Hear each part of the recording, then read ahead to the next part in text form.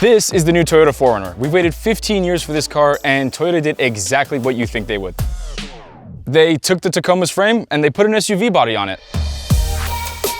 There's a lot that makes a 4Runner, and fans of the truck will be happy to hear that Toyota ticks some very important boxes here. You still get a roll-down rear window. You still get a switchable four-wheel drive system, and they put a massive screen in the interior. You still get a tiny back seat. I mean, look at this. Look at this.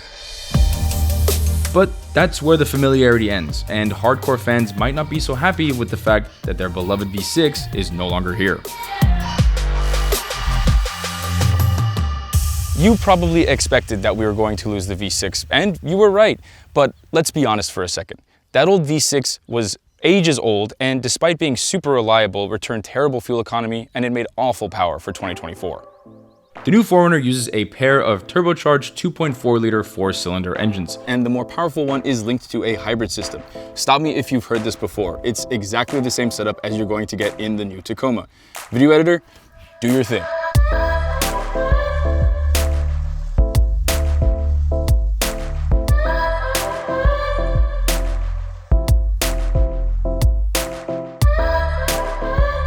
Inside the new 4Runner, it's really familiar in here. It looks a lot like the Sequoia, the Tundra, and the Tacoma. The wheel is almost identical to those cars. All the controls are physical and really chunky.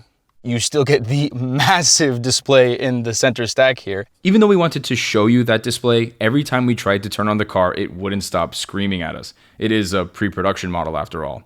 All you have to do is picture what Toyota's done with the new Tacoma's infotainment, and you'll have a picture-perfect idea of what to expect when it comes to tech here. It's also worth noting that all 4Runners come with a number of safety features like adaptive cruise control and lane departure warning as standard. Despite there being a ton of car behind me, I feel a little bit cramped up here, but that's the 4Runner way. There are going to be 7 different trims, and most of the new 4Runners models will be familiar to fans. The SR5 starts things off, and the top spec TRD Pro is for going fast through the desert. The new Platinum model is here to be a more luxurious, street-biased 4Runner. It'll have all of the 4Runner's available creature comforts, but won't be getting that hardcore off-road stuff you'll see on the TRD Pro. Now, we know what you're thinking.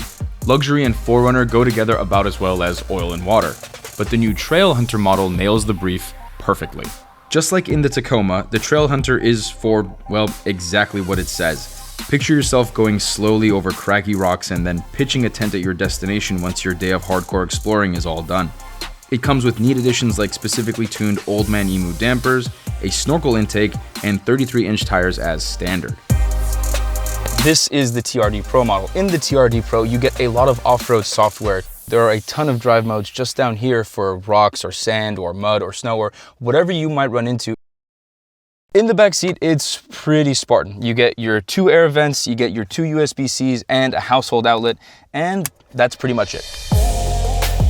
When it comes to cargo, the 4Runner has plenty of room. It looks and feels more spacious than both the Bronco and the Wrangler. One thing I am worried about, however, is this load floor. It looks really high, and there's this hump here that you're gonna have to throw your suitcases over, and that might not be so easy for everybody. Toyota has said that there's going to be an optional 3rd row on the 4Runner, but we think that's gonna be real tight quarters. Despite being all new, it's definitely a 4Runner. From the sides and the back, it looks a lot like the old car, if I'm completely honest. And it sits just right on those chunky tires and all the blacked out TRD addenda. But a big question a lot of Toyota fans might have is, how's the 4Runner gonna work with the Land Cruiser now in the lineup? Well, we can tell you that the 4Runner is definitely going to be a lot less expensive than even the base Land Cruiser. And if you need a 3rd row, you can't get that in the LC either. So if you have more than 5 people to seat, your 4Runner is kind of your only choice if you want a body-on-frame off-roader. This new 4Runner has a really big legacy to live up to. We can't wait to get it in our hands to see how it compares against the Bronco and the Wrangler, both on and off-road. For more information, head to Edmunds.com.